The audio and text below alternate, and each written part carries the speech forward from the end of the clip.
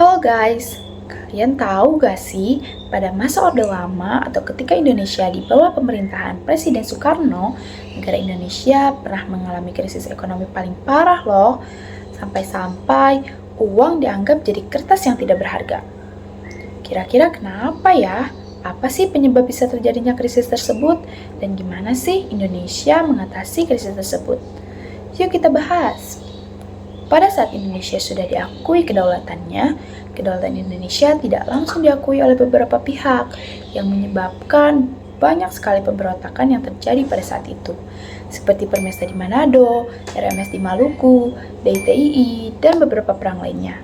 Hal ini berakibat anggaran biaya yang terlalu banyak dikeluarkan untuk kebutuhan pengeluaran militer. Selain dari itu, anggaran pemerintah pun banyak sekali dialokasikan pada proyek-proyek besar yang terkonsentrasi di Pulau Jawa. Contohnya seperti pembangunan Monumen Nasional, Gelora Bung Karno, Masjid Istiqlal, dan hingga pelaksanaan Asian Games pada tahun 1962. Semua proyek tersebut memang mengangkat derajat martabat bangsa Indonesia. Namun, di balik kesuksesan itu semua, masih banyak hal prioritas yang dapat dilakukan untuk meningkatkan kesejahteraan dan juga kemajuan ekonomi di berbagai daerah di Indonesia. Anggaran negara defisit, pemasukan negara sedikit, dan dengan jumlah warga negara yang banyak, membuat pemerintah Indonesia tidak bisa melakukan apapun lagi untuk menutupi anggarannya.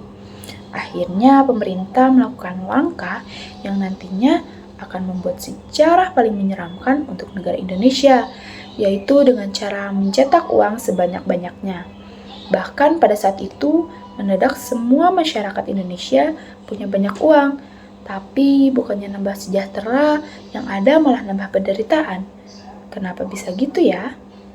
Kalian bisa bayangin, kalian punya banyak uang, tapi dibarengin sama harga barang-barang bahan pokok yang juga naik setiap harinya. Uang menjadi seperti barang yang tidak berharga, daya beli menjadi jatuh, hingga masyarakat lebih menghargai segenggam beras daripada uang yang nilainya terus menurun. Akibatnya, setiap masyarakat mendapatkan uang, masyarakat berebut untuk membelanjakan uang tersebut. Hal ini juga yang mengakibatkan krisis kebutuhan pokok, kelangkaan barang, dan harga barang yang terus naik karena langka. Dari sana, Indonesia mencatat sejarah baru, yaitu harga bahan pokok naik hingga hampir 600%, tepatnya 594%. Segala upaya dilakukan oleh pemerintah untuk meredam hiperinflasi tersebut, mulai dari pengendalian harga dan bahkan membayar sebagian gaji karyawan dengan beras.